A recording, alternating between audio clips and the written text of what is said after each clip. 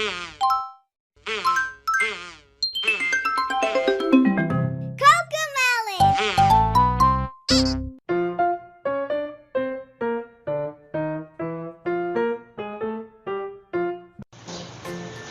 tongue is a native language or a first language of a person that usually used at home. So, ibig sabihin, ang mother tongue ay ang lingwahe na ginagamit natin mula pagkabata hanggang pagtanda. But there are also instances where a child is grown up until school age using a particular language at home, spoken by their mother, their father, or a family member. But due to living in another country, the children or the child begins to adapt the language spoken in their interactions in groups or schools. So, ibig sabihin, may mga bata rin na kahit sila ay isinilang dito at ang kanilang family or pamilya ay lumipat sa ibang bansa or nag-migrate, that language is also considered as one of their mother tongue. So, here in the Philippines, there are also examples of mother tongue, or ang lingwahe na ginagamit dito sa Pilipinas. Yun ay ang Mandaya, Bisaya, Tagalog, English, Kapampangan, Pangasinense, Ilocano, Bicol, Hiligaynon, at Waray. Now, let's proceed for phonology and phonemes of mother tongue. Let us define what is phonology. Phonology comes from the Greek word phono means sound while logy means study. Therefore, phonology is generally refers to the study of sound or different sound and their way to come together to form a speech and words. It includes phonemes, symbols, stress, accents, intonation in which sound are distinctive units within a language. Phonology also concerned within how words function in a language. Sa makatuwid, ang phonolohiya ay isang pag-aaral sa mahalagang tunog ng wika na nagbibigay ng kahulugan sa pagbigkas ng salita o nagbibigay ng pagbabago ng kahulugan sa mga salita.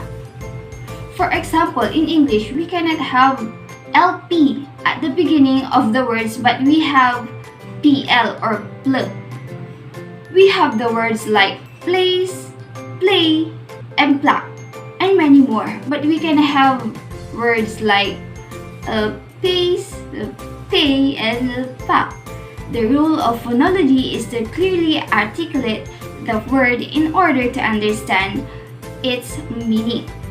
Sa pag-aaral ng phonolohiya, kinakailang bigyang pansin ang buka ng bibig at posisyon ng dila sa bawat pagbigkas ng salita o phonema. Let's proceed to the branches of phonology. So there are two branches of phonology. The first branch of phonology is segmental phonology. It analyzes speech into discrete segments such as phonemes. There are different types of segmental phonology. The first type is diphthongs or diphthongo. It is a vowel with two different targets, W and Y, na pwedeng idagdag sa phonema. Halimbawa, bahay, balay, baboy, cowboy, at marami pang iba. The next type of segmental phonology is cluster or kambal katinig. Example, PL, TR, SP, TS na magkakasunod na katinig sa isang patinig. Halimbawa, place, tricycle, chinelas, at marami pang iba. Another type of segmental phonology is phonemes and minimal pairs or pares minimal. Pareho ng bigkas at tunog ngunit magkaiba ang ibig sabihin dahil may isang phonema ang magbabago sa isang salita. Halimbawa, pala at bala. Ang phonemang B at phonemang P ay magkaiba. Another example of it is van and fan. And third type of segmental phonology is allophones. A phoneme can be pronounced in different ways according to its context. Hindi nagbabago ang kahulugan sapagkat ito ay mauunawaan pa rin.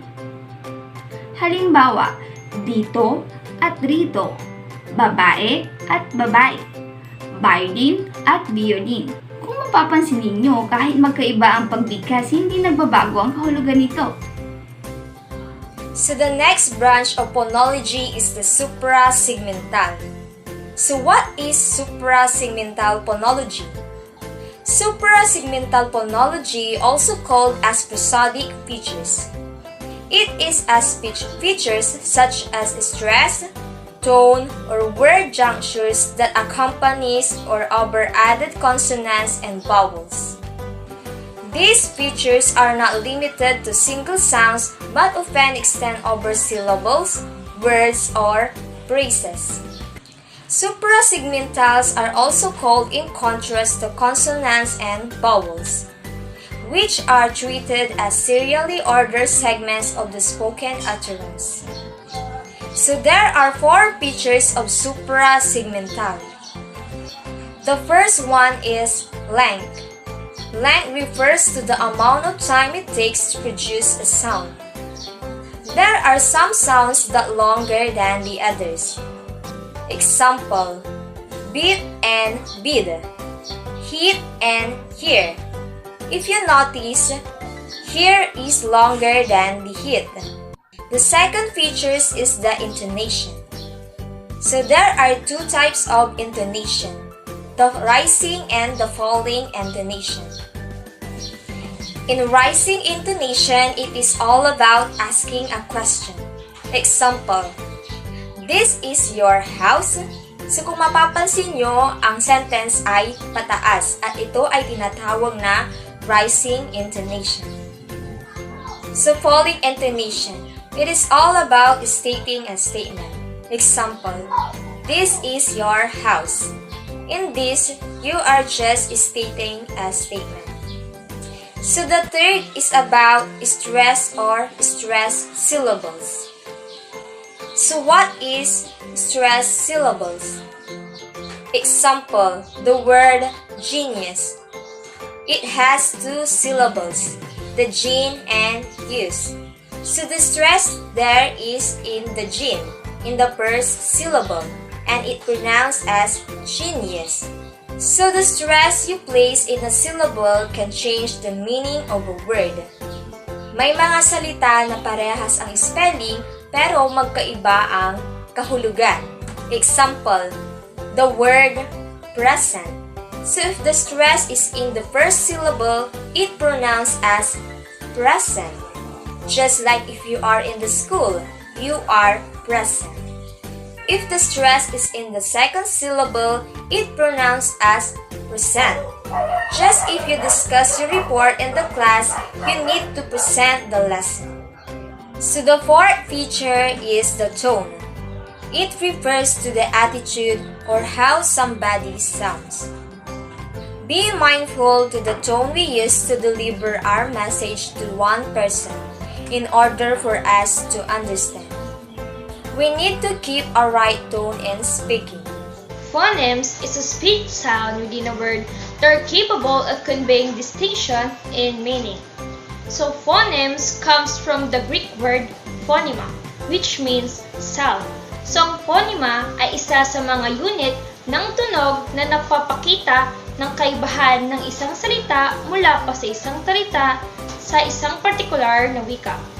Ang pagkakaiba ng kahulugan ng mga salitang Pilipino na baha at bahay ay ang bunga ng pagkakaroon ng dagdag na phonemang Y sa salitang bahay. Kung gayon, ang phonema ay ang fundamental at teorikong unit ng tunog na nabubuklod ng salita. Nakabubuo ng ibang kahulugan kapag pinapalitan ang isang phonema nito. Phonemes are represented with slashes. Example, a, e, I, o, u. Another is the word keep. K, k, p. K, k, p. Keep. It means continue to have in your possession. If you change the K into letter D, we have the word deep. D, d, p. D, d, p. Deep means going or being a long way down from the top surface. Remember, if you change the phoneme in a word to another phoneme, it will change the meaning of the word. What is the use of phonological awareness? It develops a strong competencies it is important for all students as the awareness of the sound in the words and syllables is critically to hearing in segmenting the words the student spell and blending together and sound and words that student read.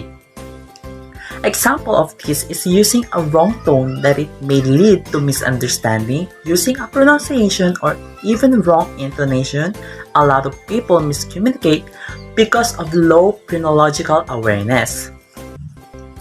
Always remember that it is important to be aware on how properly use the phonemes because it may lead confusion of the meaning when it is not used appropriately. The 44 phonemes English. Despite there being just 26 letters in English language, there are approximately 44 unique sounds, also known as phonemes. The 44 sounds help distinguish one word or meaning from another. Various letter and letter combinations known as graphemes are used to represent the sound. The 44 English sounds fall into two categories, consonant and vowels. These are lists of 44 phonemes along with their international phonemic alphabet symbol and some example of their use. Note that there is no such thing as definitely list of phonemes because of accent, dialect, and the evolution of language itself. Therefore, you may discover lists more or less than 44 sounds.